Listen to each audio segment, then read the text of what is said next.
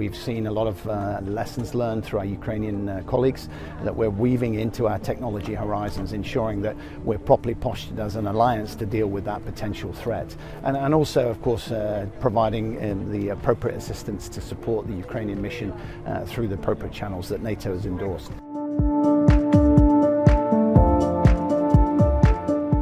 They are constantly in the sky. They monitor our territory along the front line, like 20 kilometers in depth, and they give so much problems. Our artillery cannot operate because immediately, if it's detected, missile will go there. That's the large problem.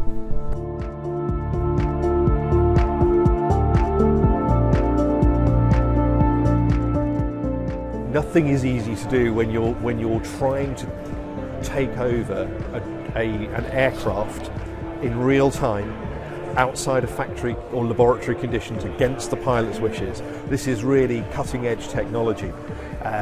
There are more challenging encoded drones that we have to deal with, but that's what cyber is all about.